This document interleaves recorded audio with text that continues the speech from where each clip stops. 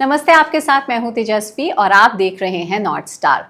और आज का ये पॉडकास्ट आपके लिए है आपकी टैक्स गाइड।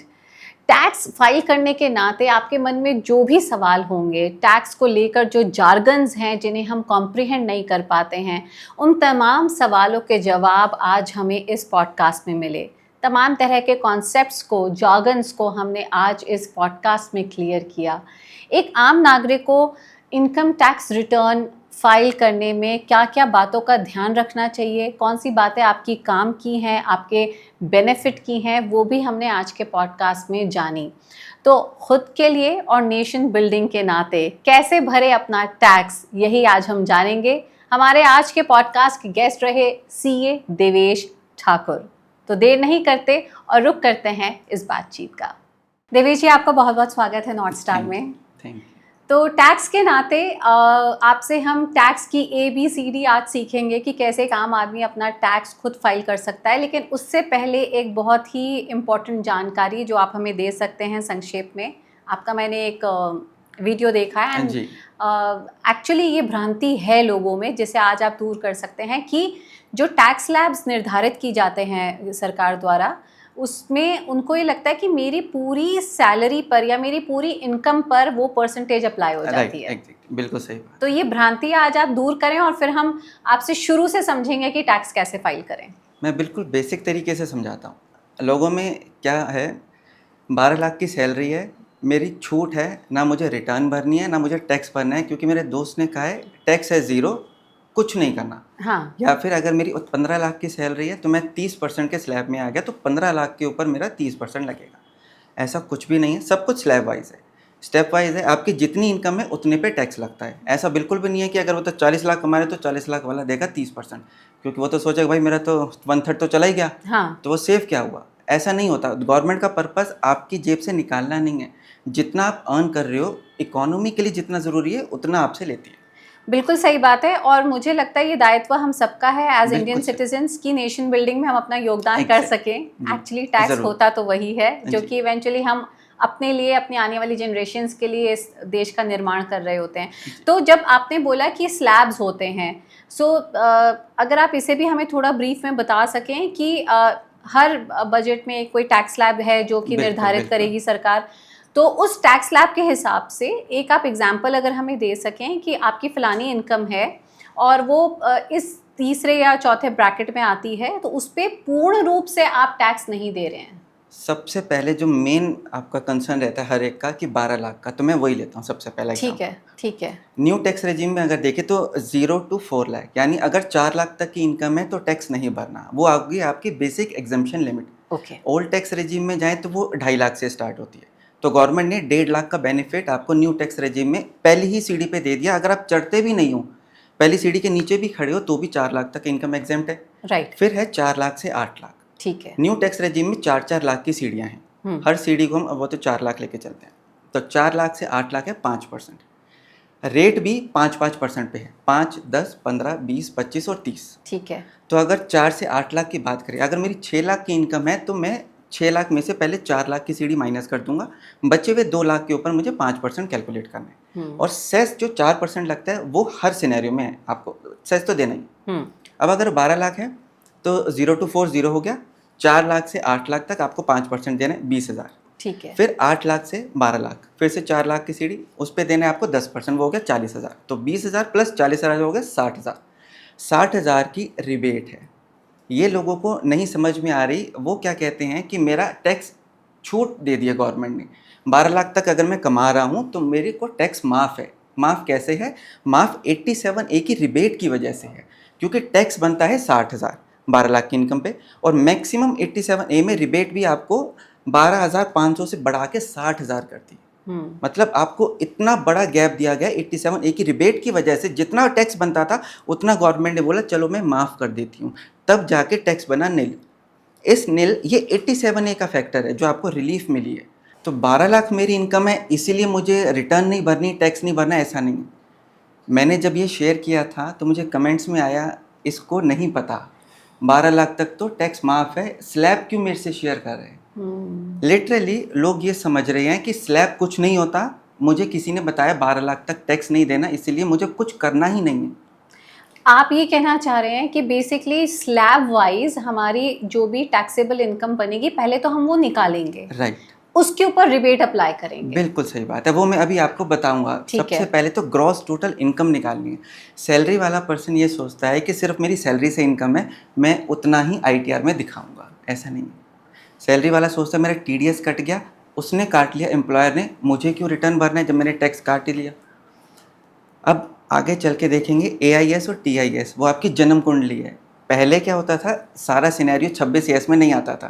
अब आप अगर प्रॉपर्टी बेचते हो, आपको 50,000 से ऊपर रेंट रिसीव होता है, सब कुछ टीआईएस एआईएस में मिलता है। शेयर्स, पहले क्या होता था, सैलरी एम्प्लॉय आता था, मैं शेयर्स में नहीं करता हूँ ट्रेडिंग, बट थोड़ी सी इनकम है 5,000 6,000, तो आप उसको इग्नोर करके सैलरी वाला पार्ट सिर्फ दिखाएं।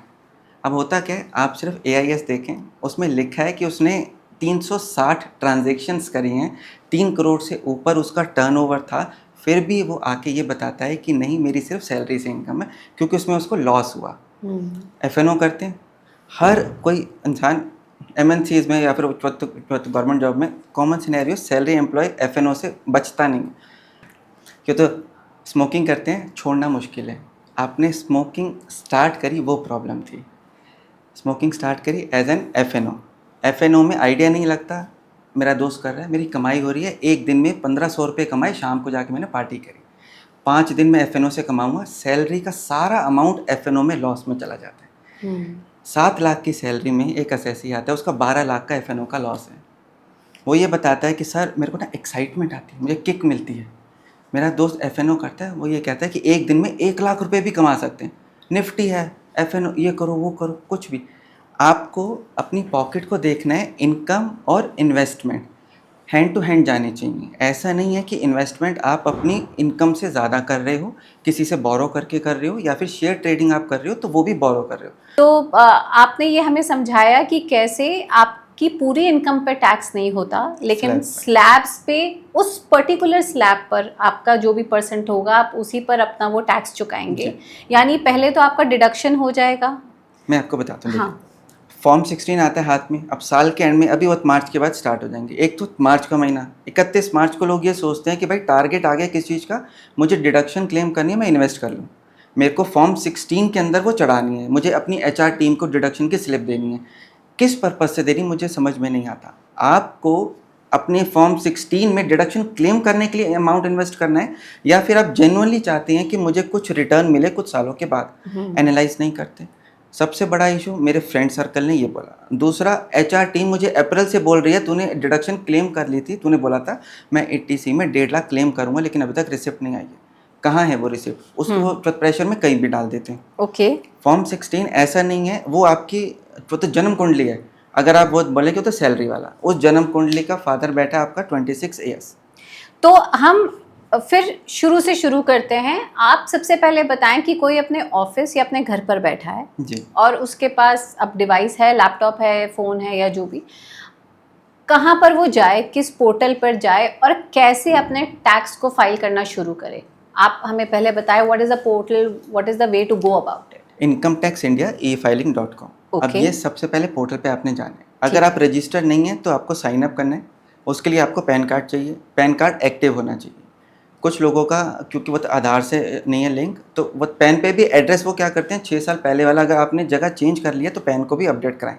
अच्छा। क्योंकि जब इनकम टैक्स पोर्टल पे वो डाटा फेच करता है तो जो पैन के टाइम पे आपने एड्रेस दिया था वही आता है। ठीक है। अगर आपको कोई वर्थ नोटिस जाना है या कुछ जाना है तो वो उस एड्रेस पे जाता है, पुराने एड्रेस पे, नए पे नहीं जाता। अब होता क्या है, आपने लॉगिन कर लिया। सबसे पहला इशू है आपको टैक्स कैलकुलेट करना किस पे है वो नहीं पता। ठीक है। सैलरी वाला पर्सन सिर्फ ये सोच रहा है सिर्फ सैलरी से इनकम, ऐसा नहीं है। आपने अमाउंट सेविंग अकाउंट में रखा था, सेविंग बैंक पे इंटरेस्ट आया। आपने एफडी करी थी, उस पर आया।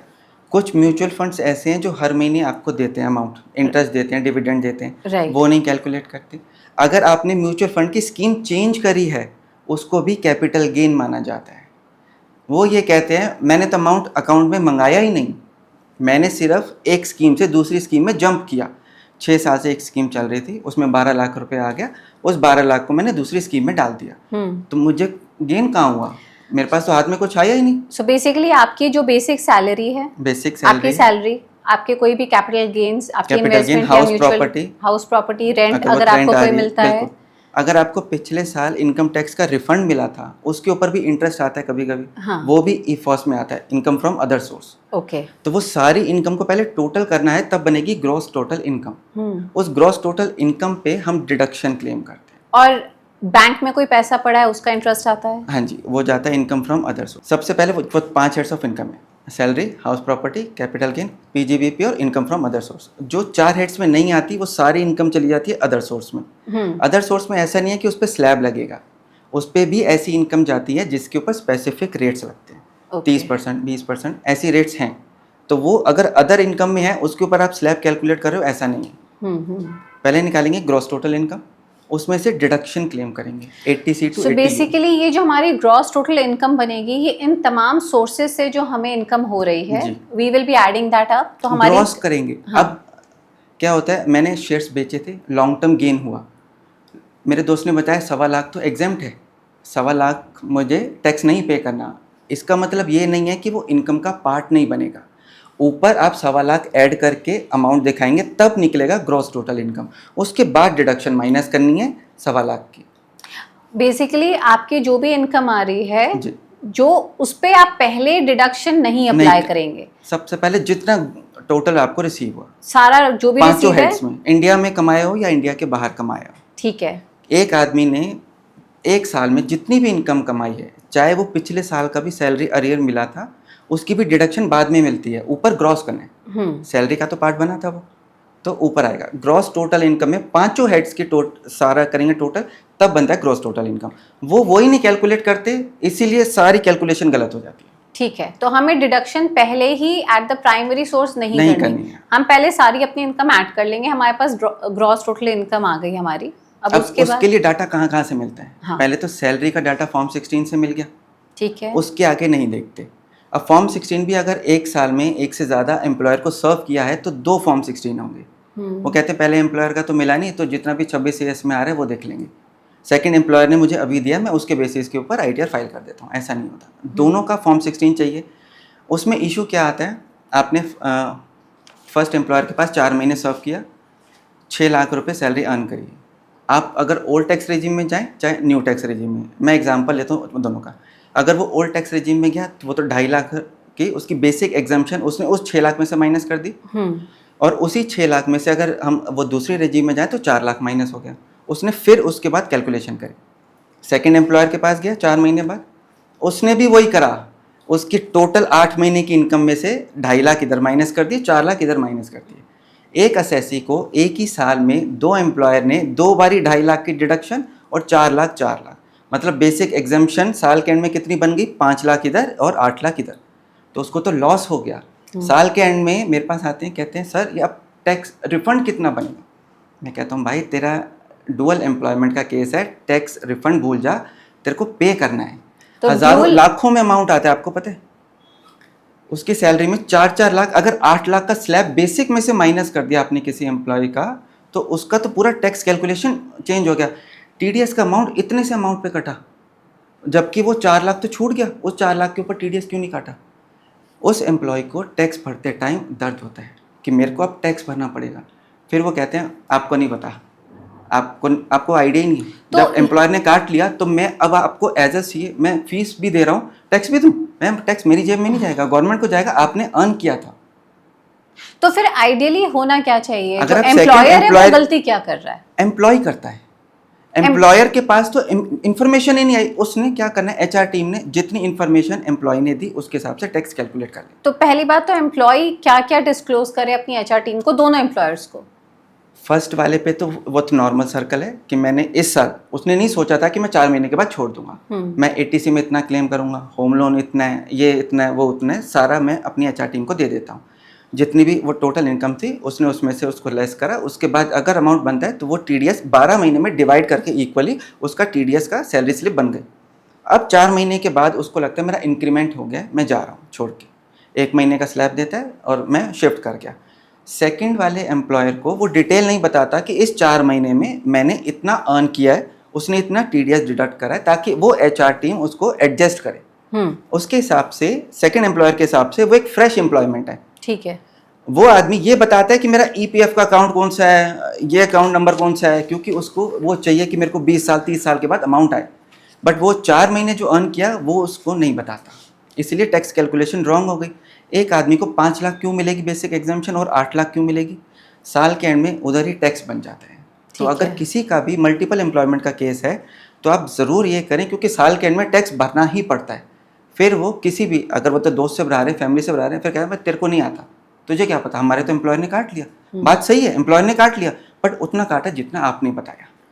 तो बेसिकली अगर आपका ड्यूल एम्प्लॉयमेंट का केस है तो आप अपने सेकंड एम्प्लॉयर को अपनी पहले बताई हुई जो इनकम पहले एम्प्लॉयर से हुई है और उस पे आपने जो भी डिडक्शंस हुई आपकी, आपने जहां भी क्लेम किया, वो सारी इन्फॉर्मेशन आप दें, ताकि आपकी जो अगले एम्प्लॉयर हैं वो आपके जो टीडीएस है उसको ऐड करे इनकम को, उसके बाद कैलकुलेट करे टीडीएस। ठीक है, तो हमने अपनी ग्रॉस इनकम निकाल ली, ग्रॉस इनकम हो गई, 5 हेड्स में हो गई। अब फॉर्म 16 के नाते हमें ये भी पता लग गया कि हमारा टीडीएस।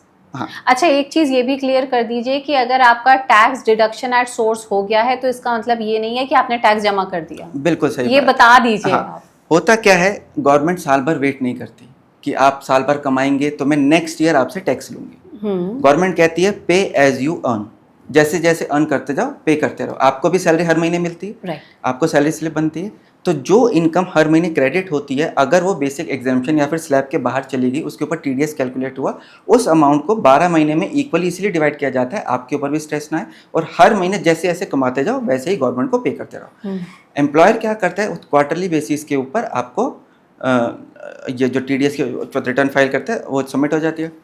कभी कभी क्या होता है कि वो कहते हैं कि मैं 80C की डिडक्शन क्लेम कर रहा हूँ साल के शुरू में, लेकिन वो 1.5 लाख का अमाउंट बनता नहीं है, तो आप मार्च में ही उनको बताएं कि मेरा अमाउंट नहीं बना, मैंने इन्वेस्ट नहीं करा, ताकि वो मार्च के महीने की जब सैलरी स्लिप इशू करे उसी में ही उसका टोटल अमाउंट कैलकुलेट करके तब आपका टीडीएस जमा कराएं। वो नहीं बताते, वो सोचते हैं चलो मार्च 31 मार्च निकल गई अब बता देता हूँ, उसके बाद तब तक तो उसने काट लिया, उसके बाद फिर भी टाइम बचता है। अगर 31 मार्च की डेट है, 30 अप्रैल तक उस गवर्नमेंट एम्प्लॉय को या उसको जो आपका एम्प्लॉयर है उसको टैक्स पे करना है, तो 30 दिन का दिन उसके पास भी स्लैब है, उस 30 दिन में भी आप जाके बता सकते हो, वो तब भी नहीं बताते।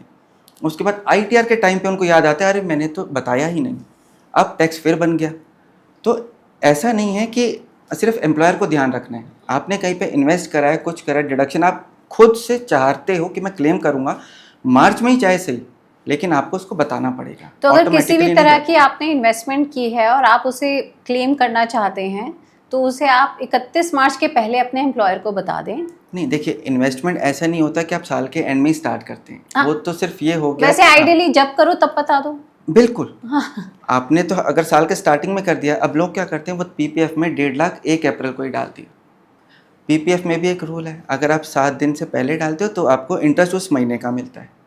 अब पीपीएफ में भी लोग बाद में डालते हैं, 20 तारीख 25 तारीख जब मर्जी आया मैंने डाल दिया, लेकिन उस महीने का आपको इंटरेस्ट नहीं मिला। आपने सोचा मेरे को इन्वेस्टमेंट तो हो गई। तो दिवेश जी, अभी जैसे हमने बात की कि हम यहाँ तक पहुँचे कि हम टीडीएस तक पहुँचे, हमने अपनी ग्रॉस इनकम निकाल ली, जो भी तमाम तरह के स्तोत्र हैं हमारी इनकम के, उसके बाद हम टीडीएस तक पहुँचे और आपने बताया कि आप अपने एम्प्लॉयर को ज़रूर डिक्लेयर कर दें अगर आपने कोई भी इन्वेस्टमेंट कर रखी है, ताकि आपको उसका फ़ायदा मिल सके। 31 मार्च की आपने बात की और फिर 31 जुलाई की डेट आती है जब हम अपने फाइनल इनकम टैक्स रिटर्न्स भरते हैं, तो हमें महत्व बता दीजिए पहले तो 31 मार्च और 31 जुलाई का। ये डेट्स इंपॉर्टेंट क्यों हैं, या यही डेट्स हैं या इसके अलावा भी कोई डेट है? इन्वेस्टमेंट की कोई डेट नहीं है। अगर आप सेविंग कर रहे हैं, इन्वेस्ट कर रहे हैं, तो आप अपने फ्यूचर के लिए कर रहे हैं, इस साल की इनकम के लिए नहीं कर रहे। पहली बार टैक्स फाइल करने के टैक्स फाइलिंग के लिए नहीं कर रहे। हाँ। 31 मार्च से पहले जो सेविंग हो रही है वो आपको ज़रूर सोचनी चाहिए, क्या वो टैक्स बेनिफिट दे भी रही है। अगर आपका होम लोन चल रहा है तो होम लोन का अमाउंट और आपकी जो बेसिक से अमाउंट होता है इधर उधर का, वो मिला के ही 1.5 लाख हो जाता है, तो आपको उसके ऊपर डिडक्शन तो लेनी ही नहीं थी। एक आम आदमी ये सोचता है कि मेरा होम लोन चल रहा है, होम लोन का जो आप अमाउंट पे करते हैं हर महीने ईएमआई, उसके 2 पार्ट्स होते हैं, प्रिंसिपल और इंटरेस्ट। प्रिंसिपल आप क्लेम करते हैं अपना 80C में। 80C में अगर 1.5 लाख से ऊपर प्रिंसिपल ही पे कर दिया आपने पूरा साल का, तो डिडक्शन बाकी करने का पर्पस नहीं है। अगर आप सिर्फ आईटीआर के लिए कर रहे हैं, अगर 2 लाख का आपने प्रिंसिपल पे कर दिया और 6 लाख का इंटरेस्ट पे कर दिया साल भर में, तो 8 लाख हो गया टोटल। तो वो 2 लाख तो 80C में एडजस्ट ही हो गया, उसके ऊपर 80D 80C या 80E भी आप लेते हैं, अगर स्टूडेंट्स हैं या कुछ लेते हैं, वो लोन लेते हैं, वो अलग चलता है। 80C वाला जो कॉलम है, 80C की जो पूरी चेन निकलती है, उसके लिए पर्पस नहीं फुलफिल हो रहा आपका। आपने क्या किया, मैंने इंश्योरेंस ले ली, किस लिए ली थी, क्योंकि मेरे को टैक्स सेव करना है। उस 2 लाख के अमाउंट ने 1.5 लाख मैक्सिमम जो थ्रेशोल्ड लिमिट है उसको तो कवर ही कर लिया। उसके बाद अमाउंट ही नहीं बचा आपके पास क्लेम करने का, तो आप इन्वेस्टमेंट कर क्यों रहे हो LIC जैसी स्कीम्स में, अगर आपको उसका पर्पस नहीं पता। सो बेसिकली आप ये कहना चाह रहे हो कि जिन क्लेम्स की हम थोड़ा डिटेल में भी बात करेंगे, बट बिकॉज आपने यहाँ बोली है तो इसको यहाँ क्लियर ही कर जी। दीजिए कि 80C या 80D के नाते जाहिर तौर पे हम क्लेम करते हैं और अपने टैक्स को जी। बचाते हैं। These are the avenues to save the tax. ये पुराने ज़माने में चलता था, मोदी जी कह रहे हैं नए ज़माने में आप शिफ्ट हो जाइए, इसीलिए उसका नाम दिया गया न्यू टैक्स रेजिम। अगर उसी को अगर चेंज करना होता तो वो कोई और नाम भी दे सकते थे। चलिए, तो आप न्यू ये का बता purpose दीजिए न्यू टैक्स रेजिम और ओल्ड टैक्स रेजिम में 80C और 80D कैसे फंक्शन कर रहे हैं? ओल्ड टैक्स रेजिम में ही फंक्शन कर रहे हैं। न्यू में तो सिर्फ 3 है डिडक्शन। 80CCH पहली अग्निवीर्स के लिए, क्योंकि वो सोल्जर्स हैं, वो कंट्री को सेव करते हैं, उनके लिए बनता भी है। फिर 80JJA JJAA, जो अगर आप एम्प्लॉयमेंट देते हैं, जैसे वो तो स्टार्टअप्स होते हैं, अगर वो एडिशनल एम्प्लॉयमेंट जनरेट करते हैं तो उसका 30% उनको मिल जाती है डिडक्शन। थर्ड है हमारी 80CCD2, ओके। जो कि एम्प्लॉयर आपका डिपॉजिट करता है 10 और 14%। अगर वो तो गवर्नमेंट एम्प्लॉय है तो वो तो 14% आपका सेविंग हो जाएगा। वो हर सैलरी वाले को आइडिया रहता है इसका। सिर्फ ये 3 छोड़ के न्यू टैक्स रेजिम में डिडक्शंस नहीं है। ओल्ड टैक्स रेजिम में पूरी चेन है, पूरा बंडल है। उस बंडल को अगर आप एनालाइज करें, टैक्स सेविंग 12 लाख के कंपैरिजन में अगर मैं देखूं कि जहाँ पे मुझे 12 लाख तक 87A की रिबेट के बाद टैक्स माफ़ हो रहा है, तो क्या मेरे को वो जो इतनी सारी मैंने इन्वेस्टमेंट कर रखी है, डिडक्शन कर रखी है, वो उसके इक्विवेलेंट भी है? तो आपका कहने का मतलब ये है कि हम जो भी इन्वेस्टमेंट करें जिस पर हम छूट चाहते हैं, जिस पे छूट चाहते हैं, एग्जैक्टली, तो हमें पहले उसका आंकलन करना होगा। Old versus new. तो आप हमें चलिए ये बताइए सरल भाषा में कि टैक्स को कैसे बचा सकते हैं, कौन कौन सी वो इन्वेस्टमेंट्स हैं जहाँ पे हमारा टैक्स बच सकता है? उसका भी ये है कि आपको टैक्स कितने टाइम के लिए बचाना है। अब जैसे वो म्यूचुअल फंड्स में डालते हैं, उसमें वो तो 3 साल का एक वाली स्कीम आती है कि आप टैक्स सेविंग म्यूचुअल फंड्स में डालें, 3 साल तक आप लॉक इन रहते हैं, 3 साल तक नहीं निकाल सकते। अब उस 3 साल के लिए अच्छी बात है, क्योंकि अगर सैलरी वाले को पता लग जाए कि मैं अगले साल फिर निकाल सकता हूँ, और वो अगर NAV वो 10 की जगह 20 हो गई, मैं निकाल देता हूँ। पर्पस क्या हुआ? आपको इन्वेस्टमेंट करनी थी, इंस्टेंट गेन नहीं अर्न करना था। वो तो शेयर मार्केट में हो ही रहा है। इन्वेस्टमेंट हो गई लॉन्ग टर्म। जैसे आपने लिया आपका घर, होम लोन लिया आपने 15-20 साल का, आपने ये तो नहीं सोचा 3 साल में इसकी वो तो डाउन पेमेंट कर देता हूँ फुल और इसको बेच के दूसरा ले लेता हूँ। वो इन्वेस्टमेंट का पर्पस नहीं था। मैंने अगर FD कराई है 5 साल वाली, जो मेरे को टैक्स बेनिफिट भी देती है 80C में, तो वो मैंने 5 साल इन्वेस्ट रखने के लिए कराई थी। मैं बाद में जाके तोड़ नहीं दूँ कि मेरे घर में ऐसा हो गया, मुझे बेटी की शादी है तो मैं इसमें निकाल दूँ। बेसिकली आपकी कोई भी इन्वेस्टमेंट या पॉलिसी जो कि लॉक इन पीरियड में पर्पस है, क्लियर होना चाहिए। तो आपने उसको इन्वेस्ट किया उस फलाने टाइम के लिए, और उस ड्यूरेशन में आपको जो टैक्स की छूट मिलनी है वो भी आपको मिल वो गई। भी मिलती है। आप ये कहना चाह रहे हैं कि 80C के तहत ऐसे कई सारे हमारे बहुत पास सारे ब्रैकेट्स बहुत होंगे सारे जहाँ पे brackets मैं हैं। एक इन्वेस्टमेंट करूँ और मुझे टैक्स छूट बिल्कुल मिलती सही है। बात है। मैं आपकी बात पे वापस आ रही हूँ जहाँ आप ये कहना चाह रहे हैं कि मान लीजिए आपने 2-3 इन्वेस्टमेंट की जी। और उसके नाते आपको 80C के तहत एक फलाने फिगर की छूट भी मिल गई, छूट चाहे वो भी मिल 1.5 लाख की मिल गई, बिल्कुल 2 सही लाख की। अब उस 1.5-2 लाख के छूट के बावजूद अगर आप इस मंशा से इन्वेस्ट कर रहे हैं कि मुझे और छूट मिलेगी, तो वो नहीं मिलने वाली। बिल्कुल करना भी नहीं चाहिए। टैक्स सेव तो आप, मैं तो बता रहा हूँ, होम लोन में ही हो गया।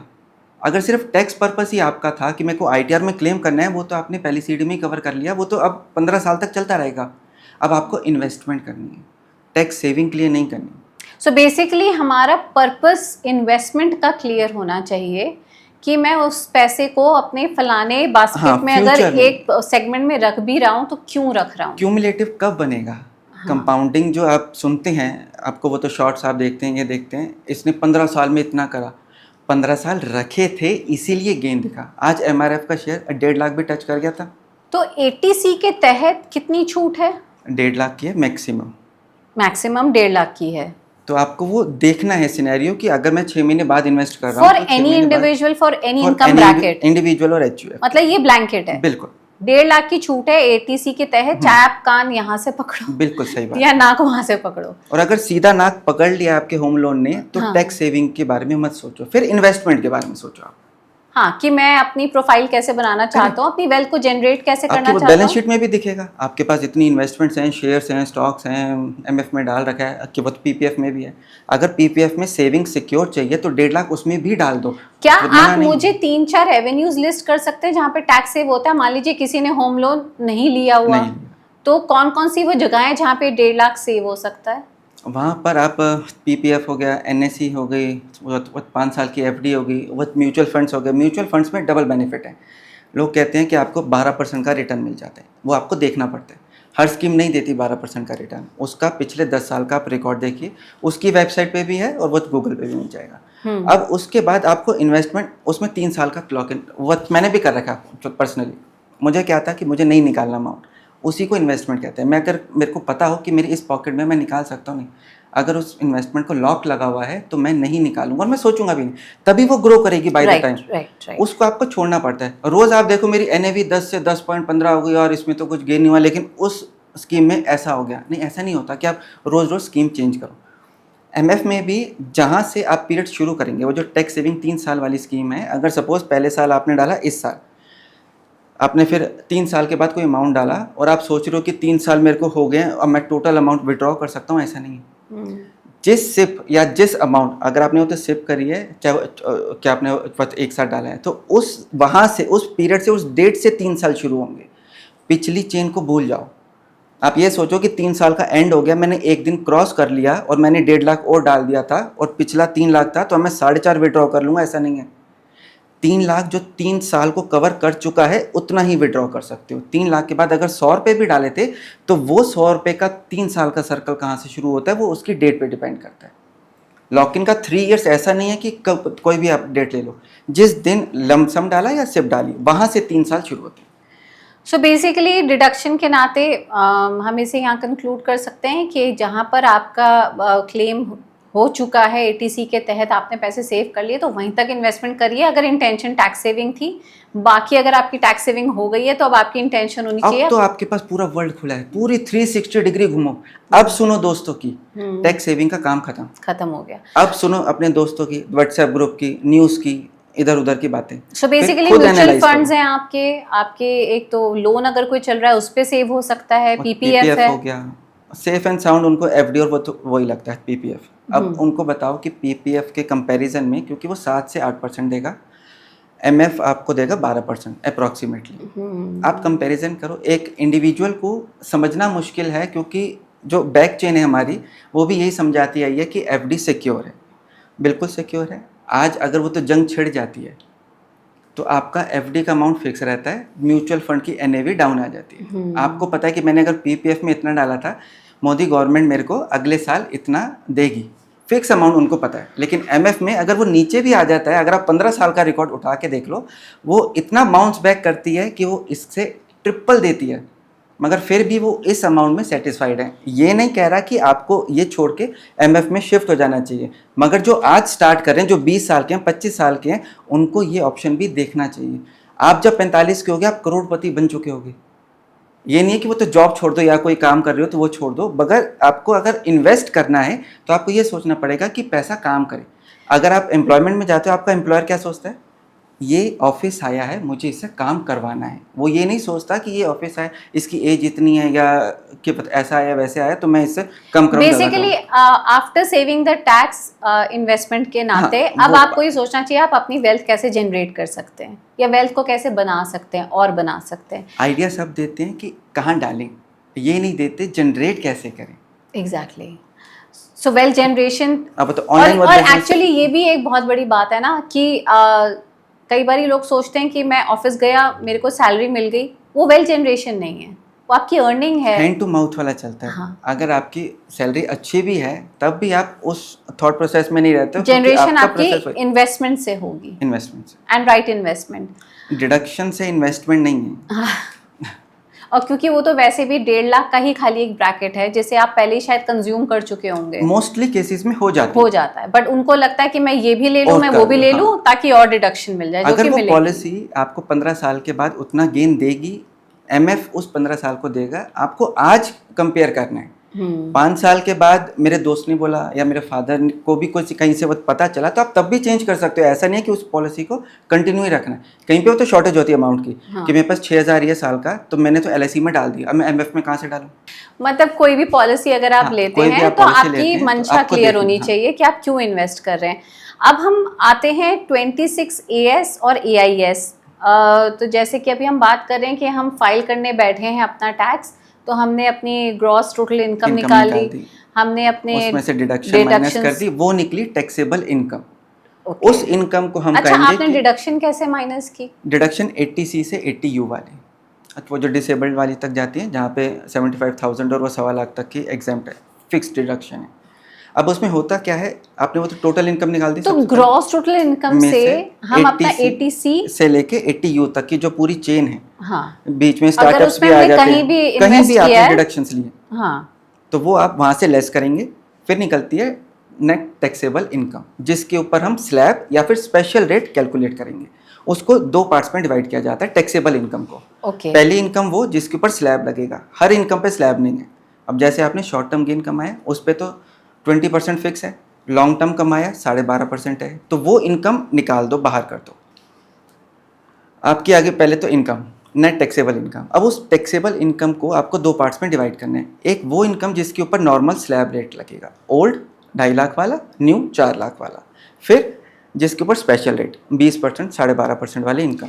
तो मैं आपसे क्या समझना चाह रही हूँ कि हमने अपनी ग्रॉस टोटल इनकम निकाली थी कि मेरे 5 ही एवेन्यूज है जहाँ से मुझे इनकम आती है, चाहे वो रेंट से आ रही है, चाहे इक्विटी से आ रही है, एक चाहे मेरी एग्जाम्पल सैलरी लेके है। देखते हैं। ठीक है, लॉन्ग टर्म कैपिटल गेन है 2,20,000।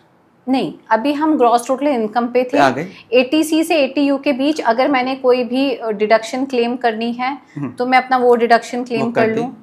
उसके बाद मेरे पास अब टैक्सेबल इनकम टैक्सेबल आएगी। इनकम आ गई। वो टैक्सेबल इनकम में से मैं ये निर्धारित कैसे करूं कि ये मेरा लॉन्ग टर्म है या ये मेरा शॉर्ट टर्म है? वो आपको फिगर ऊपर जब आपने 5 हेड्स ऑफ इनकम को ऐड किया था, वहाँ पे आपने लिखा था। इसीलिए एक एग्जांपल लेता हूँ, अगर लॉन्ग टर्म कैपिटल गेन हुआ है 2,20,000, ठीक है, ऊपर आप दिखाएंगे 2,20,000, ग्रॉस टोटल इनकम का पार्ट बना, उसमें से आपने वो लेस कर दी। टैक्सेबल इनकम में आने के बाद अब टैक्स उस 2,20,000 पे नहीं लगेगा, टैक्स लगेगा उस 2,20,000 में से 1.25 माइनस करने के बाद। यहाँ पे कंफ्यूजन आती है। वो कहते हैं कि मेरा ऊपर ही मैंने 1.25 माइनस कर दिया, तो वो 95,000 बना, आई गेस, तो 95,000 ही दिखाते हैं ऊपर, तो वो ग्रॉस टोटल इनकम ही रॉन्ग हो गई। उसके बाद सारा कैलकुलेशन रॉन्ग हो गया। ऊपर 2,20 दिखेंगे, नीचे जब टैक्स कैलकुलेट होगा तब वहाँ से 1.25 माइनस होगा, उसके ऊपर फिर हम निकालेंगे 12.5% टैक्स। सो बेसिकली अगर किसी इक्विटी से मुझे लॉन्ग टर्म बेनिफिट हुआ है तो अब मैं अपनी ये टैक्सेबल इनकम में से 1.25 माइनस करूंगी। उस 2,20,000 में से 1.25 माइनस करने के बाद जो फिगर आती है उसके ऊपर आपने 12.5% का टैक्स, समझ लीजिए सी हो गया। शॉर्ट टर्म भी गेन हुआ था, उसमें से आपने डायरेक्ट निकाला 20%, वो हो गया बी।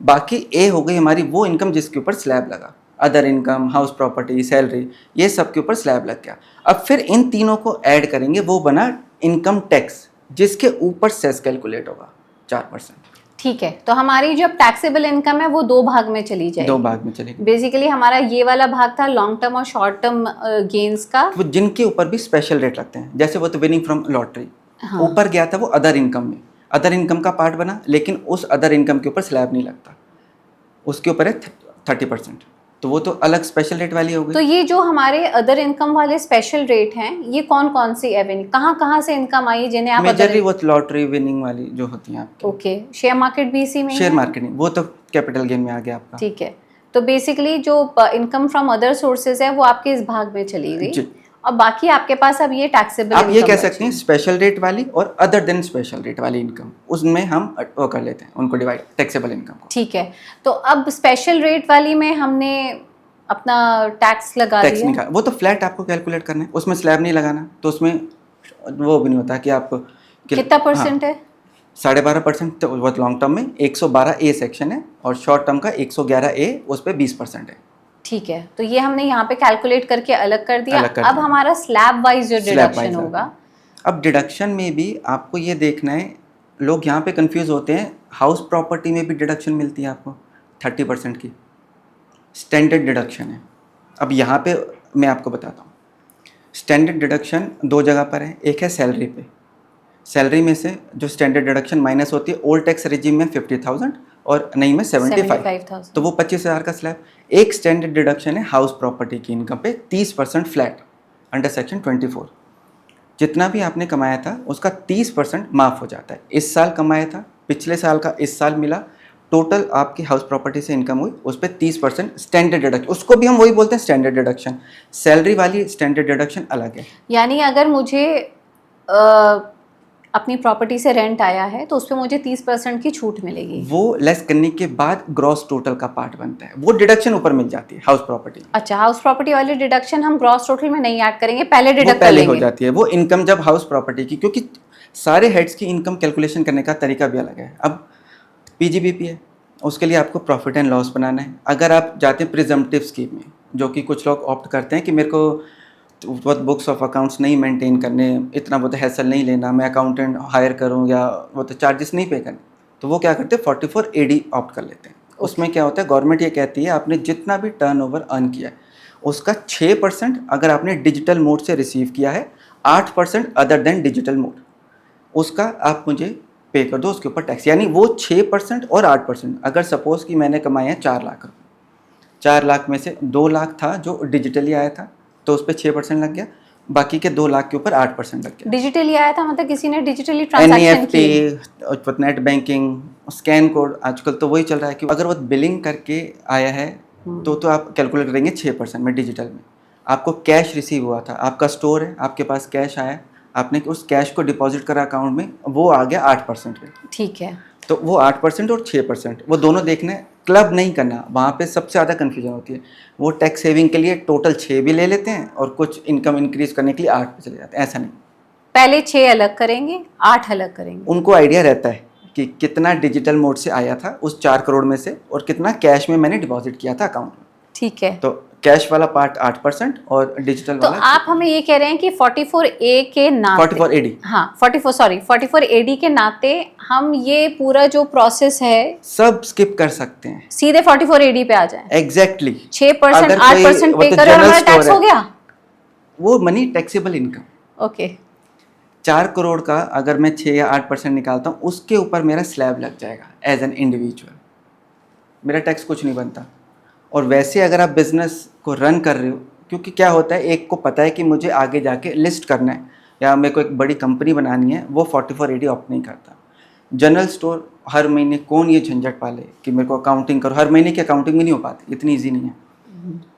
तो वो क्या करते हैं, साल के एंड में टोटल किया, सीधा उन्हीं के लिए गवर्नमेंट ने, जो स्मॉल टैक्स पेयर्स है उनके लिए बेनिफिट है, 44 AD ऑप्ट करो, सीधा 6 या 8% आपकी टैक्सेबल इनकम बन गई। यानी कि जो स्मॉल बिजनेसमैन या शॉप ओनर्स हैं वो इस ऑप्शन को ऑप्ट कर सकते हैं मैक्सिमम ऑप्ट करते हैं, कि आपने अपनी साल भर की। बड़े भी वही ऑप्ट करते हैं ज़्यादातर केसेस में, जब तक उनको वो बेनिफिट मिलता रहता है। क्योंकि वो 8%, अगर वो 12 लाख को एक्सीड कर गया तो यहाँ पे भी तो टैक्स पे करना पड़ेगा। हाँ, तो वो 12% तक जब तक है तब तक उन्हें सूट करता है, तब तक वो 44 AD करते हैं। ठीक और है, उसके लिए भी एक सिनेरियो है, अगर आपने इस साल ऑप्ट किया है तो अगले 5 साल वही ऑप्ट करना है, आप शिफ्ट नहीं कर सकते नॉर्मल रेजीम में। ओके। मतलब आप ये सोचो, इस साल मैं 8% देता हूँ, अगले साल मैं स्लैब रेट चला जाऊँगा। तो कोई भी फर्स्ट 5 इयर्स या जो भी 5 इयर्स का लॉक इन Sequence है है। उसमें आपको एक ही ऑप्शन या एक ही रिजीम पिक करनी। क्या ये ओल्ड और न्यू रिजीम के लिए भी लागू है? ये टैक्सेबल इनकम के लिए है। ठीक है, ओल्ड और न्यू टैक्स रेजिम इसके बाद का स्टेप है। पहले इनकम कैलकुलेट होगी, उसके बाद मैं डिसाइड करूंगा कि मुझे ओल्ड में बेनिफिट है या न्यू। अभी तो अमाउंट ही कैलकुलेट नहीं हुआ, जो ऊपर टैक्सेबल अमाउंट आना था ग्रॉस टोटल इनकम माइनस करने के बाद, अब उसका जो अमाउंट है वो फिक्स करते हैं। वो साल के बाद आधे लोग सोचते हैं कि मेरे को वो 6-8% बेनिफिट है या बैलेंस शीट बनाऊँ वो बेनिफिट है। तो अब अगर एग्जांपल ले लें कि हमारी इनकम है 2 करोड़, मेरा पूरे साल का टर्नओवर था, उसका अगर मैं 6% निकालूं तो बनता 12 लाख। उस 12 लाख को अगर मैं न्यू टैक्स रेजिम में ऑप्ट कर लूँ एज एन इंडिविजुअल, मेरा एक जनरल स्टोर है, मैंने पूरे साल में 2 करोड़ रुपए कमाए, सब कुछ पेटीएम से स्कैन कोड से आया, कोई वो कैश वाली नहीं थी। एग्जाम्पल पे 6% निकला 12 लाख रुपए। अब उस 12 लाख का मैं स्लैब वाइज निकालूंगा तो टैक्स बनेगा 60,000, जिसकी मुझे रिबेट मिल जाएगी 87A में, टैक्स बना 0। अब 2 करोड़ जिसका टर्नओवर था उसने 0 टैक्स पे करा, वो रील्स में हाईलाइट हो जाता है कि देखिए मेरे 2 करोड़ की इनकम के ऊपर टैक्स बना 0। कैसे बना? वो ऐसे बना कि आपने प्रिजम्पटिव टैक्सेशन ली। सैलरी वाले की 2 करोड़ नहीं हुई, वो बिजनेस वाले की इनकम है। पहली बात ये दिखाया जाता है 2 करोड़। अब सैलरी वाला आ जाता है, भाई मेरी तो सैलरी है 2 करोड़ की, मेरा टैक्स क्यों बन रहा है? आप तो स्लैब में गए ना। वो स्लैब में कैसे क्या? उसने सिर्फ 6% टैक्सेबल इनकम दिखाई, उसको गवर्नमेंट ने ऑप्शन दिया, स्मॉल बिजनेस था, बुक्स ऑफ अकाउंट्स भी नहीं मेंटेन करनी। अगर बीच में वो तोड़ता है 5 साल के और बेसिक एग्जेम्पशन लिमिट से उसकी इनकम ऊपर हो जाती है, जैसे 4 लाख से ऊपर हो गई और वो कह रहा है कि अब मैं ऑप्ट नहीं करता 3 साल के बाद, तो उसको ऑडिट भी कराना है, बुक्स ऑफ अकाउंट्स भी मेंटेन करनी है। सो बेसिकली आप अगर 44 AD की तो ट्रेन में बैठ गए हैं, हाँ, तो अब तो 5 फिर आप साल बैठे तक रहिए। बैठे रहिए आप। सो बेसिक ऐसा नहीं है कि आज मुझे इस फलानी चीज से फायदा हो रहा है तो मैं स्विच कर जाऊं। बस वो नहीं कर सकते कि 3 साल मजा लूं और मैं ट्रेन से उतर जाऊं। डी बोर्डिंग का ऑप्शन नहीं है। डी बोर्डिंग के फिर रूल्स अलग है। अगर आप उतर जाते हो तो फिर से 2 चीज़ें देखो, क्या मेरी इनकम बेसिक एग्जामिशन लिमिट से ऊपर गई, और अगर गई मैंने तोड़ा, फिर ऑडिट भी कराओ, बुक्स भी बनाओ। उस केस में कुछ नहीं मिलता उस एसएससी को, क्योंकि जिसको आदत है कि मैंने एक पेपर भी नहीं संभाल के रखना, उस साल ऑडिट मुश्किल हो जाता है, क्योंकि उन्होंने बुक्स मेंटेन ही चेन नहीं ही की। नहीं है। उसको हैबिट ये है कि अगर कोई परचेज भी करी है तो मुझे परचेज बिल रखना ही नहीं है, मेरे किस काम का है। मैंने फाड़ दिया, उसको पेमेंट करी, मैंने बिल ही फाड़ दिया, बिल भी नहीं रखना। तो अब 26 अगर हम 26 AS पे आ जाते हैं तो ये हमारा जो डॉक्यूमेंट है इसमें क्या है जब हम फाइल करने बैठे हैं? एक तो आपने 44 AD 26 एज तो बहुत इंटरेस्टिंग, मैं आपको बताऊं, उसमें जो फैक्ट्स मिलते हैं वो एसएससी को भी नहीं पता होते, कुछ एसएससी को, और वो आधे रिवील नहीं करते। तो ये है क्या? जैसे सैलरी, अगर एक से ज़्यादा एम्प्लॉयर है वहाँ पे रिफ्लेक्ट करता है एक्चुअल अमाउंट। आपको पहले वाले एम्प्लॉयर से फॉर्म 16 नहीं भी मिला तो वो कहते हैं कि मेरा फर्स्ट एम्प्लॉयर था ही नहीं, सिर्फ सेकंड एम्प्लॉयर था। ऐसा नहीं है, 26 एज में तो दिख रहा है, कहते हैं उन्होंने मुझे दिया नहीं। अब ये तो कोई सीन नहीं बना कि उसने दिया नहीं तो मैंने इनकम नहीं दिखानी। फिर आ जाते हैं हाउस प्रॉपर्टी। एक होता है कि आप अगर रेंट के घर पे रह रहे हैं, आपने 50,000 से ऊपर का रेंट पे करते हैं नॉर्मली लोग, तो उसके ऊपर भी TDS डिडक्ट होता है। अब TDS डिडक्ट हुआ, उस लैंडलॉर्ड की इनकम पे आ गया, उस लैंडलॉर्ड के 26 AS में रिफ्लेक्ट करता है कि मिस्टर ए ने उसका TDS डिडक्ट करा। ऐसा भी हो सकता है आप अगर सैलरी में हो और आपको भी रेंट रिसीव हो रहा हो, अगर आपका भी 50,000 से रेंट रिसीव हो रहा है तो आपका TDS कट रहा होगा, उस परसेंटेज के हिसाब से बैक कैलकुलेट करो तो आपका टोटल हाउस रेंट आ गई income. Okay, so basically 26 AS में मेरी हर पांचों इनकम हेड्स का of income plus capital gain. आपने घर खरीदा, कोई नहीं बताता, उसमें आ जाता है। घर बेचा, उसमें आ जाता है। आपने अब क्रिप्टो लोग कहते हैं मैंने तो अमाउंट ट्रांजेक्शन करके छोड़ दी, मुझे गेन नहीं हुआ। 100 ट्रांजेक्शन्स करते हैं, फिर बाद में कहते हैं मुझे गेन नहीं हुआ। गेन नहीं हुआ का मतलब ये नहीं है कि वो रिपोर्टिंग में नहीं आया, आपको दिखाना नहीं है। अब FNO का जो लॉस है वो एक बिजनेस लॉस है। सो बेसिकली मैं जब अपना टैक्स फाइल करने बैठूं, सबसे पहली सीढ़ी 26 AS को चेक करें। तो 26 AS हम लेके बैठ जाएं, जिसमें हमें भी नहीं पता होगा, लेखा जोखा होगा सही बात है कि मेरे क्या क्या डिडक्शंस हुए और मेरे क्या क्या दायित्व बनता है in terms of paying the tax, या कौन सी इनकम टैक्सेबल है। सारी टैक्सेबल इनकम होती है उसके अंदर। हाँ, वो ये अगर सेकंड पॉइंट वो हुआ कि उनमें से कुछ में से रिलीफ मिल सकती है। ये कहाँ से जनरेट करेंगे 26 AS? ये आपको ऑटो जनरेटेड होता है, हर महीने हर क्वार्टरली अपडेटेड रहता है। लास्ट वाले का मार्च के महीने का 30 अप्रैल तक आपको टैक्स भरना है। सेम पोर्टल पे जाएंगे, सेम पोर्टल पे, इनकम टैक्स पोर्टल पे। सेकंड ऑप्शन है आपका ITR फाइलिंग का, उसके सेकंड ऑप्शन का सेकंड टैब जाता है 26 AS, वहाँ पे आप देख सकते हैं इंडिविजुअल के केस में। ठीक है।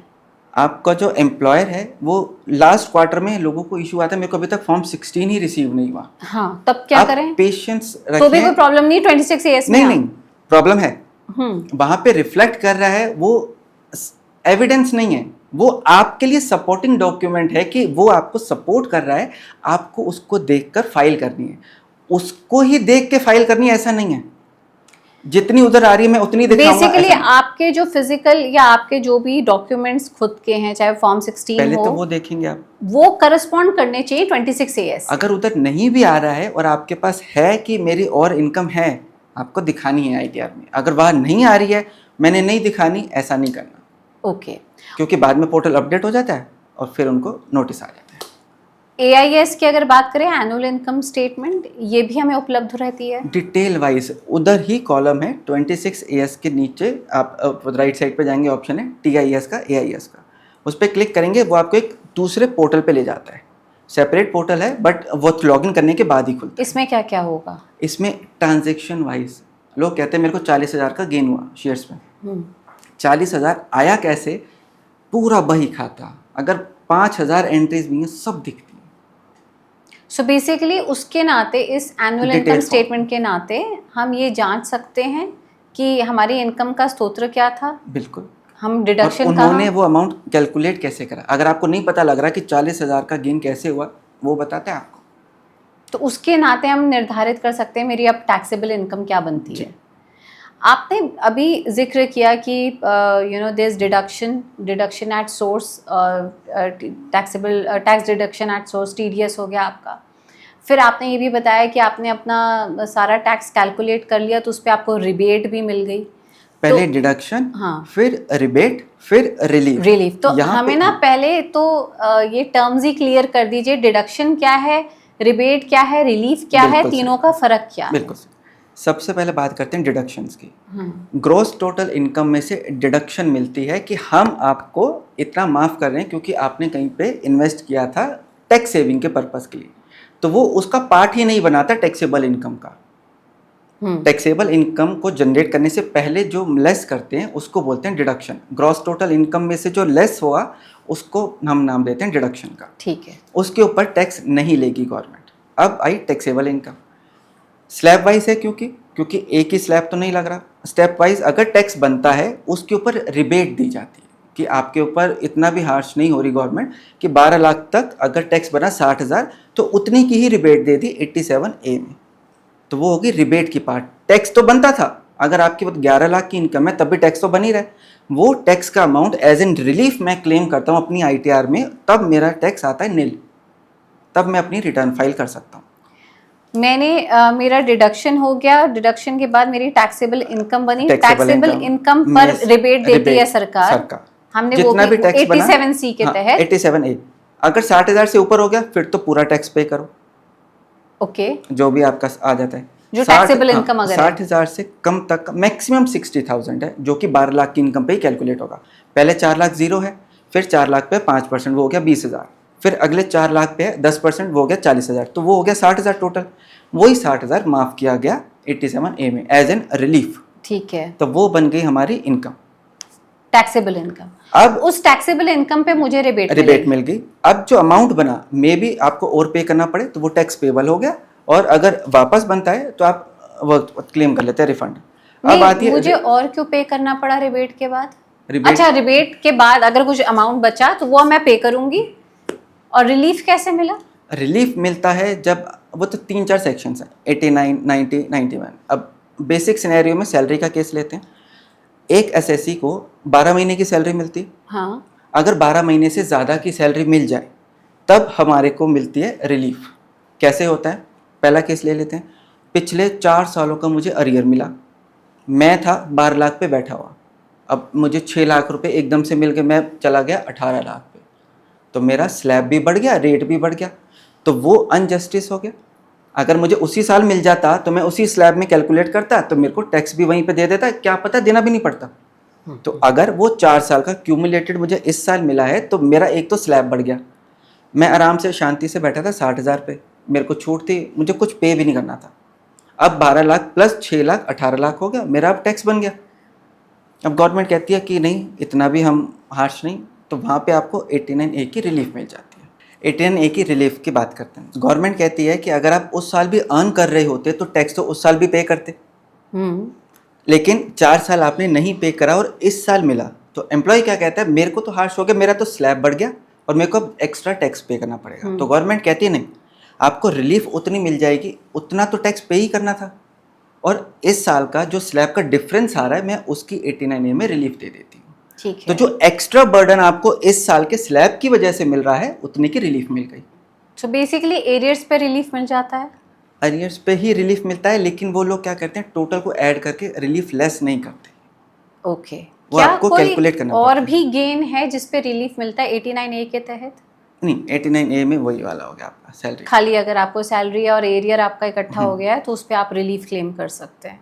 फिर 90 और 91 हो गया हमारे NRI भाई के लिए, भाई और बहनों के लिए, ओके। जो बाहर से भी अर्न करते हैं या फिर इन और आउट होते रहते हैं, और वो तो दोनों जगह से इनकम अर्न कर रहे हैं। ठीक है। 90 तब लगता है जब इंडियन गवर्नमेंट का किसी और कंट्री के साथ एग्रीमेंट होता है, उसको हम बोलते हैं DTAA। और अगर 91 वो होता है जहाँ पे एग्रीमेंट नहीं होता, जहाँ पे वो तो दोस्ती नहीं है दोनों कंट्रीज़ में, लेकिन गवर्नमेंट कहती है ऐसा नहीं है कि अगर वो तो दोस्ती नहीं है तो मैं आपको छूट नहीं दूंगी। अगर दोस्ती है तो रिलीफ मिल ही गई सीधी। दोस्ती नहीं है तो जितना टैक्स वहाँ पे करा या जितना टैक्स यहाँ पर है स्लैब का, दोनों में से जिसका कम लगेगा आप उतना ही टैक्स पे करो। तो हम रिलीफ तक भी आ गए। तो डिडक्शन था, रिबेट था, रिलीफ था, Relief। हमने ग्रॉस अपनी इनकम निकाली, फिर टैक्सेबल इनकम निकाली, डिडक्शन अप्लाई स्लैब किया, अप्लाई करा। और उसके बाद आपने 2 पार्ट भी बताए थे हमें, जी। एक तो अदर इनकम जो है स्पेशल हमारी रेट वाली स्पेशल और अदर देन स्पेशल रेट। अब इसके बाद हमें स्लैब चूज करने के लिए कोई रिजीम भी चूज करनी होगी, क्योंकि अब तो हमारे पास बिल्कुल। ओल्ड टैक्स रिजीम है और न्यू टैक्स रिजीम है। इसका चुनाव कैसे किया जाए कि मैं कौन सा स्लैब पिक करूं कि सिंपल सा लॉजिक है, वो काम आपको अप्रैल में करना है, मई या मार्च या कहीं पे नहीं करना। आपको लगा आप सितंबर में आपने जॉब ज्वाइन करी, पहले ही दिन हर आदमी को इतना तो आइडिया रहता है कि अगले 6 महीने में 8 महीने में मैं इतना अर्न करने वाला हूँ, सेविंग मैं नहीं कर सकता हूँ या कर भी सकता हूँ, उसमें थोड़ा सा वो डाउट रहता है, तो वो मार्च तक का आप खींच लेते हो। अगर मैं डिडक्शन नहीं भी लूँ, अगर टोटल आप 6 महीने की इनकम ही ले लो, तो उसके ऊपर भी अगर ओल्ड या न्यू में से आप सेलेक्ट कर लो तो उधर ही पता लग जाता है, क्योंकि डिडक्शन आज की डेट में कोई इतनी नहीं करता कि टैक्स पर्पज़ के लिए कर रहा हूँ। 1.5 लाख ही तो है। 1.5 लाख अगर आपकी 12, 15, 20, 25 लाख सैलरी है तो वो 1.5 लाख तो उसको ऐसे ही कवर हो जाता है। नहीं, पैमाना क्या है मेरा किसी एक पर्टिकुलर रिजीम ओल्ड या न्यू को चूज करने का? टैक्स कैलकुलेट करने हैं। सबसे पहले तो आपको पांचों हेड्स की इनकम डिसाइड करनी है। जब तक टैक्सेबल इनकम नहीं आएगी आप डिसाइड नहीं कर पाएंगे ओल्ड में जाऊं या न्यू में जाऊं। तब डिसाइड होता है कि टैक्सेबल इनकम के ऊपर टैक्स लगेगा कितना। अगर वो बेनिफिट रहता है ओल्ड वाला, वो जो 2.5 लाख वाला है, अगर मैं SSC के लूँ जिसकी एज 60 साल से कम है, तो वो 2.5 लाख का उसको बेसिक एग्जाम्पशन है। न्यू में 4 लाख है, अगर उसने कमाए 5 लाख हैं, उधर 5 लाख में से वो तो 2.5 लाख की छूट है, इधर 5 लाख में से 4 लाख की छूट है। हालांकि उधर भी वो मिल जाती है 87A की, वो तो 12,500 की है अगर अप टू 5 लाख की इनकम है। बट अगर वो तो 6 लाख ले लूँ अगर मैं सिनेरियो, तो 6 में से 4 इधर निकल गया न्यू में और 6 में से 2.5 उधर निकल गया। उसी के ऊपर टैक्स कैलकुलेट कर ले, तब पता लग जाएगा कितना टैक्स बनता है। कन्फ्यूजन नहीं है, बस आपको करना है। वो ये सोचते हैं कि उसने ये ऑप्ट किया था, मेरे को भी यही सूट कर रहा है, या फिर HR डिपार्टमेंट ने अपने आप ही ओल्ड कर दिया तो मैं उसी में कंटिन्यू कर लेता हूँ। नहीं, पर उसमें बात वही आ गई कि आपकी इनकम है एक तरफ, फिर आपकी इन्वेस्टमेंट्स हैं, फिर काफ़ी सारी टैक्स सेव चीज़ें, नाते बिल्कुल। के नाते भी टैक्स सेव करने के नाते आपने इन्वेस्ट किया होगा। बिल्कुल। फिर इसके अलावा आपकी वैसे इन्वेस्टमेंट्स होंगी या आपके कुछ हेल्थ इंश्योरेंस हो सकते हैं, अब PPF हेल्थ जो भी। इंश्योरेंस में क्या है, अब SSC है, अगर आप हो, आपकी वाइफ है या बच्चे हैं, 25,000 है, उसमें ये लिखा गया है अगर आप कैश में पे करते हो 1 रुपये की भी डिडक्शन नहीं मिलेगी।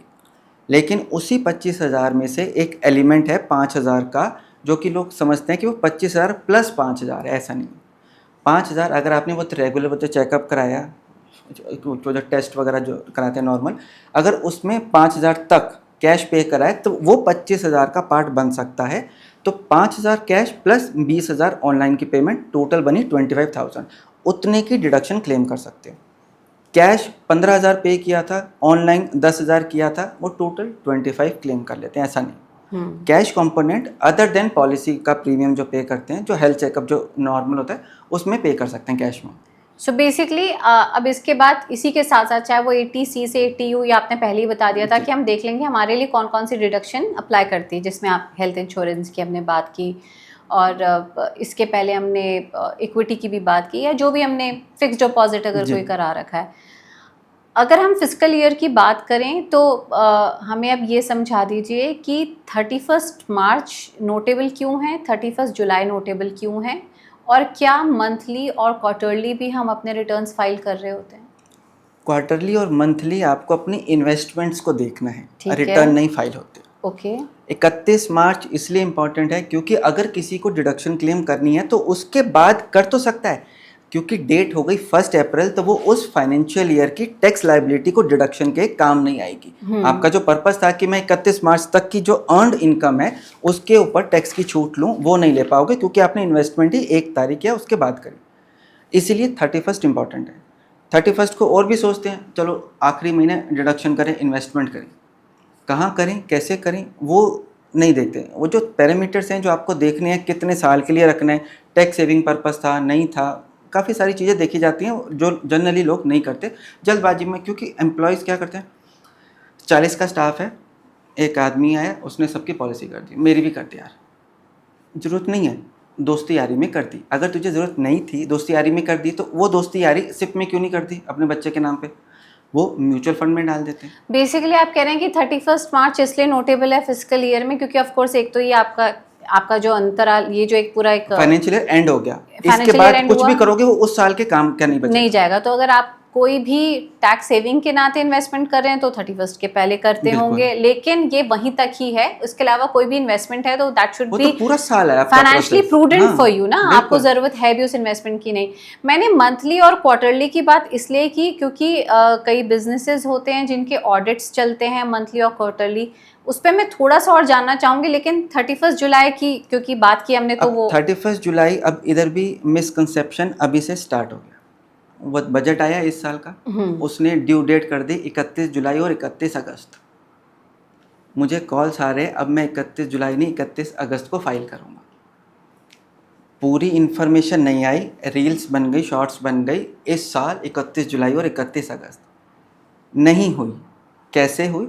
वो फाइनेंशियल ईयर जो 1 अप्रैल से स्टार्ट होगा, जो 31 मार्च 27 को ख़त्म होगा, उसकी जो रिटर्न फाइल की जाएगी, उसके लिए ये डेट्स हैं। वो भी तब जब ITR 1 और 2 हैं तो 31 जुलाई। अगर अदर देन है, जैसे कि वो बिजनेस था आपका, तो उसको जिसका नॉन ऑडिटेड केस है वो 31 अगस्त चली गई है। अब इनको लग रहा है कि 31 अगस्त तक मैं फाइल कर दूंगा, ऐसा नहीं। 31 जुलाई किस लिए इंपॉर्टेंट है? उसके बाद अब आपको लगती है लेट फीस, फिर उसके बाद चांसेस कम हो जाते हैं। आप क्या करते हैं, अगर आपको लॉस कैरी फॉरवर्ड करना है तो आपको टाइमली फाइल करनी है। आपको लेट फीस देनी ही क्यों है? जब आपका टैक्स बनता है तो क्योंकि टैक्स का सर्कल 31 मार्च के बाद स्टार्ट हो जाएगा। होता क्या है, 234A, B और C का इंटरेस्ट लगना शुरू हो जाता है।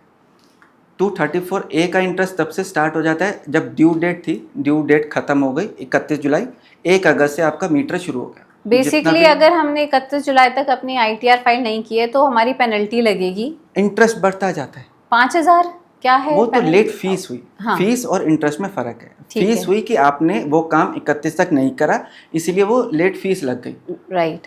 31 तक टैक्स भी पे नहीं करा, उसके ऊपर इंटरेस्ट लग गया। आपका एडवांस टैक्स जो कटना चाहिए था एज अ बिजनेसमैन भी, तो वो 4 सीढ़ियाँ थी आपकी, फर्स्ट इंस्टॉलमेंट, सेकंड, थर्ड, 15, 45, 75 और 100। 31 मार्च तक आपको पे करना चाहिए था। फिर भी गवर्नमेंट एक और सेक्शन में छूट दे देती है जहाँ पे इंटरेस्ट कम हो जाता है। अगर 31 मार्च तक भी 90% ऑफ टोटल टैक्स लाइबिलिटी जो आपने साल की कैलकुलेट करी थी, अगर उतना भी पे कर दिया तो C का इंटरेस्ट नहीं लगता। एडवांस टैक्स खाली बिजनेसमैन पे करेगा? नहीं, हर आदमी जिसकी पूरे साल की इनकम के ऊपर 10,000 से ऊपर टैक्स बनता है, तो थ्रेशोल्ड होगी 10,000। किसी भी आदमी का अगर 10,000 की इनकम, अगर टैक्सेबल इनकम आपकी 10,000 के ऊपर है, इनकम नहीं, टैक्स, सॉरी, अगर आपका इनकम के ऊपर हमने टैक्स निकाला, अगर वो 10,000 से ऊपर है, अगर आपका टैक्स जो देना बनता है एनुअली, एनुअली वो तो 10,000 साल का है। हाँ, तो अगर साल का आपका टैक्स देना बनता है 10,000 से ऊपर, तो आपको एडवांस टैक्स जमा करना है। सैलरी वाले का तो हर महीने कट जाता है, उसको टेंशन नहीं। अदर देन सैलरी वाले को 4 स्लैब दिए गए, क्वार्टरली करेगा। तो वो ड्यू डेट्स बहुत इंपॉर्टेंट है। उनमें 15%, 45, 75 और 100। 15% मतलब अगर पूरे 100 रुपये पे करने थे पूरे साल के, तो 15% आपको 15 जून तक पे करने हैं। अगर उसके बाद पे किया इंटरेस्ट 45% 6 महीने तक, 9 महीने तक 75%, फिर 15 मार्च तक होती है लास्ट ड्यू डेट, तब तक आपको 100% पे करना होता है। और अगर इस बीच में से कोई क्वार्टर की फाइलिंग आगे मिस पीछे हो गई तो इंटरेस्ट लगेगा, आपको इंटरेस्ट लगेगा। वही 234A B C का इंटरेस्ट लग जाता है। लेट फीस अलग से लगती है, लॉस कैरी फॉरवर्ड नहीं हो सकता। इतनी सारी झंझटों में क्यों पड़ना है? तो इससे अच्छा कि एडवांस टैक्स टाइम पे कर दो, वो भी, और अपनी ITR भी टाइमली पे करें। अगर किसी बिजनेसमैन को पिछले फिस्कल ईयर में लॉस हुआ और आने वाले फिस्कल ईयर में प्रॉफिट हो रहा है, एडजस्ट करें। FNO में काफ़ी सारी दिक्कत आती है, लोग क्या करते हैं उसको इग्नोर कर देते हैं, तो कैसे ITR फाइल हाँ। नहीं करते। वो कहते हैं मेरी सैलरी नहीं है, कुछ नहीं करता, मैं सिर्फ FNO करता हूँ और उसमें से मेरा 8 लाख का नुकसान। पैन इंडिया कॉल्स आती है मेरे को, दौड़ादौड़, कुछ नहीं करता है लेकिन फिर भी FNO करता है वो। बट इनकम का तो स्तोत्र है ना वो आपके, कहीं से भी ले रहा हो, हाँ चाहे वो फादर से ले रहा है या कहीं से भी हाँ। ले रहा है, उसने 8 लाख का लॉस किया। हाँ। वो कहता है मैं ITR नहीं भर रहा हूँ, लेकिन इस साल मैंने 2 लाख का गेन किया तो अब मैं ITR भर देता हूँ। मैंने उसको बताया कि अगर आपने लॉस भी किया था, ITR फाइल करता तो वो बिजनेस लॉस है, कैरी फॉरवर्ड हो जाता, जो गेन आगे होता उससे एडजस्ट होता आता तेरा इतना सारा अमाउंट, 8 लाख भी बच जाता। 3-4 साल से लॉस में आ रहा था, इस साल गेन हुआ तो कहता है अब ITR फाइल करता हूँ। तो आपको बेसिकली उस लॉस का एडजस्टमेंट मिल जाता है आपके आने वाले बिल्कुल, गेन्स वो में। एज अ बिजनेस इनकम है, स्पेकुलेशन में नहीं जाता। वो हाँ। बिजनेस इनकम आप अपनी बिजनेस प्रॉफिट से एडजस्ट कर सकते। सो बेसिकली इसकी बात मतलब जो एक निचोड़ निकल कर आता है वो ये है कि अगर आपकी इनकम हुई है, इस साल नहीं हुई है, आपको लॉस हुआ है या प्रॉफिट, जो भी हुआ है उसे आप ITR के सबमिट करें। बेनिफिट्स हैं, ऐसा नहीं है कि ITR नहीं भरूंगा तो मेरे को बेनिफिट्स है, आप नहीं, उसे फाइल करें। फाइल करने के और ज़्यादा बेनिफिट्स हैं। अब वो वीज़ा लगता है आपका, हम्म। वीज़ा के लिए सबसे पहले वो आपके ITR मांगता है। हाँ। आप क्या बोलोगे, मेरा 8 लाख का वो लॉस था इसलिए मैंने फाइल नहीं करी। 8 लाख का लॉस है, फाइल करी है, ITR फिर भी एक डॉक्यूमेंट है आपका। लॉस हुआ ना, अगले साल गेन हो जाएगा। बंदा तो वही सोच के चलता है कि मेरे को तो गेन ही होने। अगर हम न्यू टैक्स रिजीम और ओल्ड टैक्स रिजीम की बात करें तो कुछ बेसिक डिफरेंसेस आए हैं। एक आम तौर पे जो देखा जा रहा है वो ये है कि लेयर्ड नहीं है बहुत जो आपकी न्यू रिजीम है, जबकि ओल्ड रिजीम आपकी काफ़ी लेयर्ड थी। नई रिजीम जो है वो स्ट्रेट फॉरवर्ड है।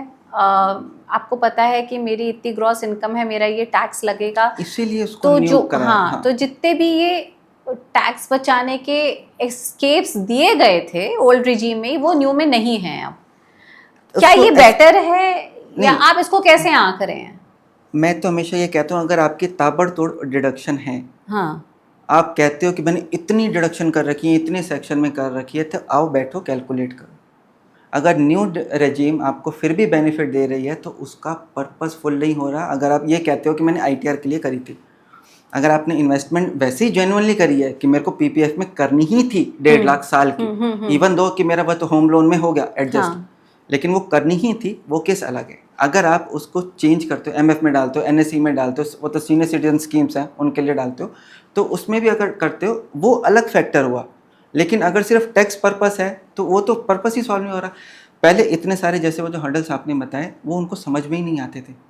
अगर मैंने कहीं पे इन्वेस्ट करा है, पहले तो उसको नहीं पता कि उस इन्वेस्टमेंट की डिडक्शन भी मिलेगी नहीं मिलेगी, मुझे बेनिफिट होगा नहीं होगा, हो जाती थी।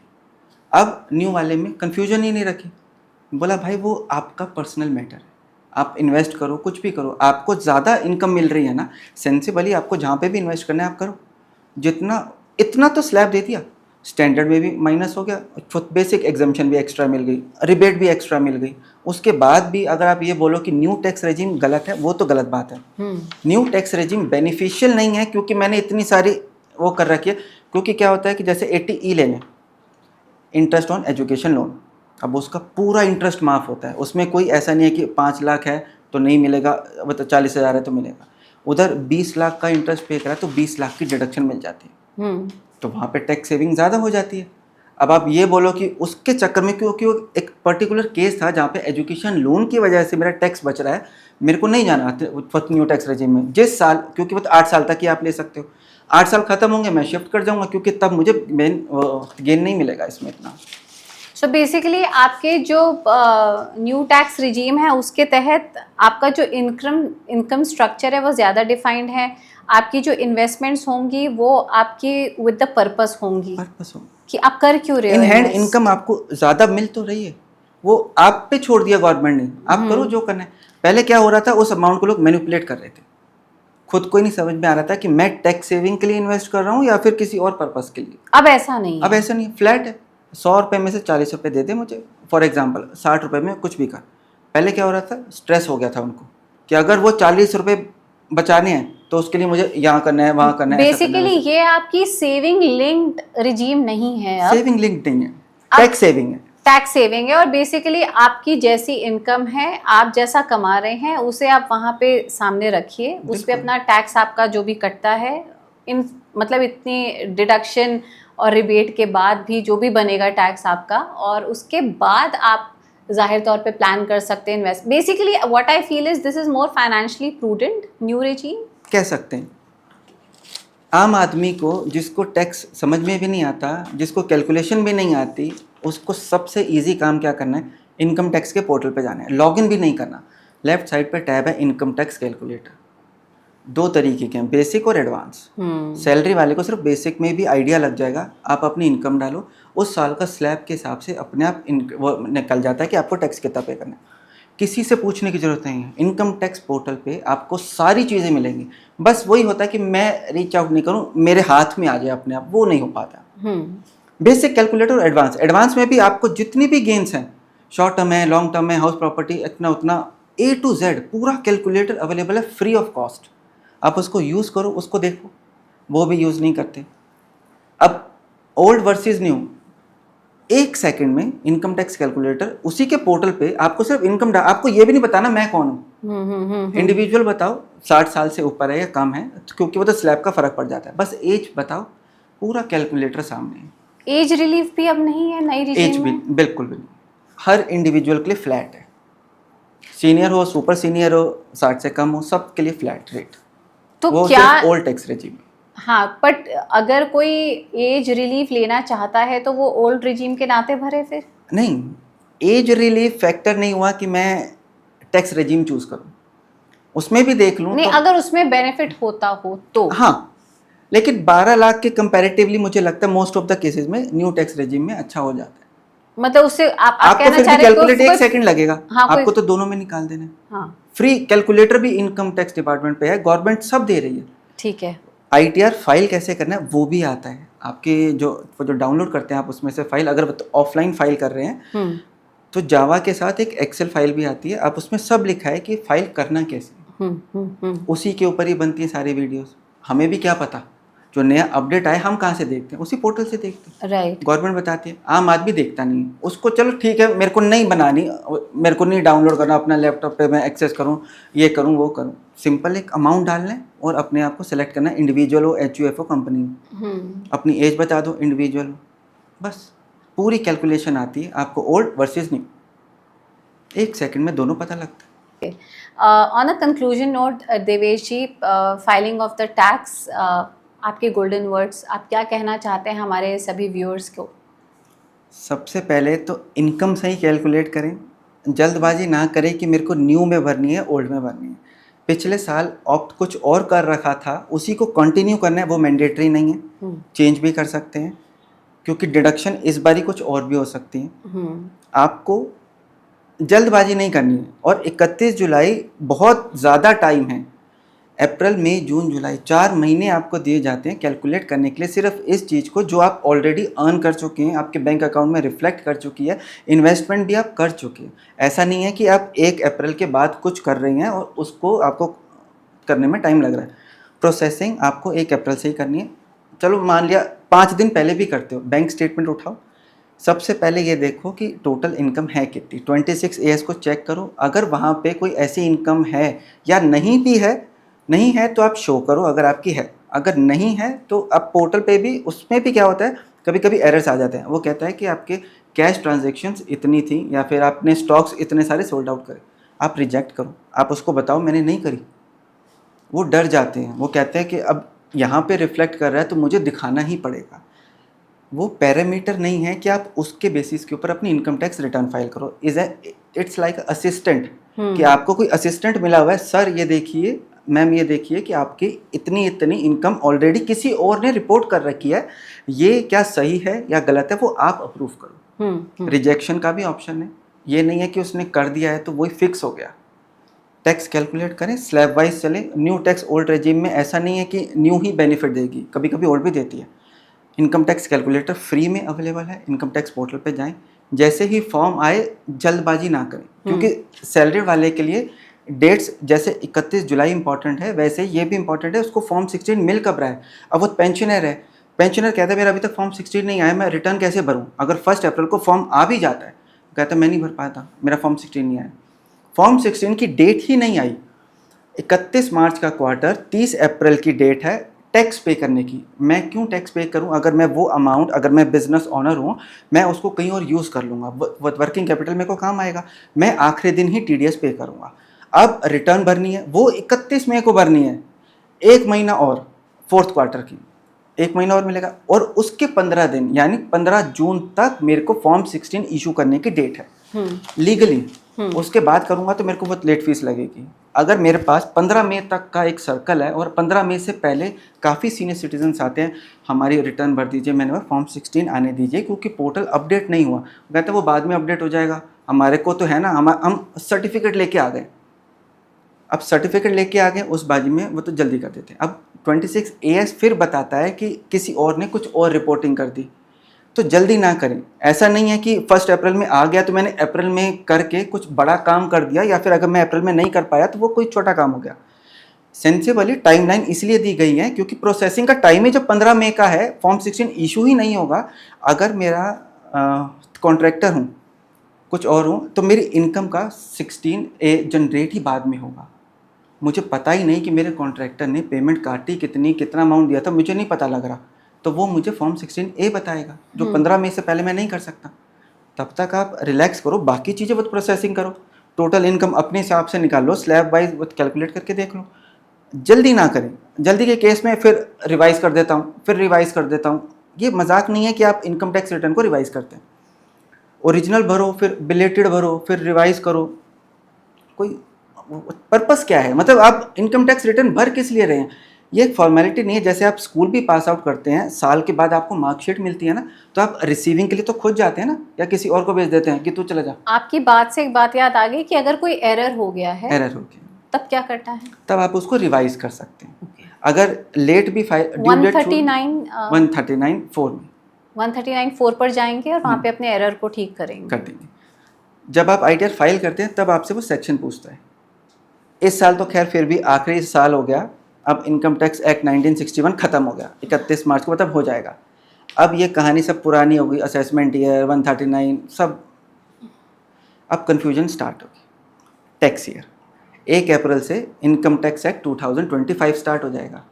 यहाँ पे कोई बात नहीं करेगा 139, क्योंकि चालान नंबर तक लोगों को याद है कि मैं किस में सेल्फ असेसमेंट टैक्स भरता था, किस में एडवांस टैक्स भरता था, TDS रिटर्न किस फॉर्म में जाती थी। अब फॉर्म 16 भी होता था, अब फॉर्म 16 तो जनरेट ही नहीं करेगा एम्प्लॉय। अब फिर उसको टेंशन कि अब क्या होगा, अब क्या होगा। तो अब क्या होगा? प्रोसेस सारा वही है, नंबरिंग हो गई है चेंज। उसके लिए आप बोलेंगे तो मैं सेपरेट कर लूँगा वो तो इसका। तो 2025 1 अप्रैल ऑनवर्ड्स होना क्या है, पूरा सर्कल चेंज है। अब आप कहते हैं कि मेरे को एडवांस टैक्स पे करना है, जो पहली डेट आएगी 15 जून, उसके लिए फॉर्म नंबर अलग है, उसके लिए पेमेंट अलग है। आप ये बोलो कि मैं असेसमेंट ईयर के लिए पे कर रहा हूँ, गलत हो जाएगा, वो चला जाएगा पिछले साल में। आपको अब बात करनी है 1 April onwards tax year. Assessment year, financial year गया, अब सिर्फ टैक्स ईयर की बात होगी। टैक्स ईयर 26-27 का मैं एडवांस टैक्स पे कर रहा हूँ। साल खत्म होगा, उसके बाद जो मैं टैक्स पे करूँगा वो असेसमेंट ईयर का नहीं भर रहा हूँ, मैं इस टैक्स ईयर का टैक्स पे कर रहा हूँ। Exactly. तो वो अभी बहुत टाइम है, बट कन्फ्यूजन 1 अप्रैल से स्टार्ट हो जाएगी, क्योंकि मार्केट में जब आप चालान भरने जाएंगे ना बैंक में, दोनों पड़े होंगे, पुराना और नया। पेमेंट तो वही करनी है पिछले साल की।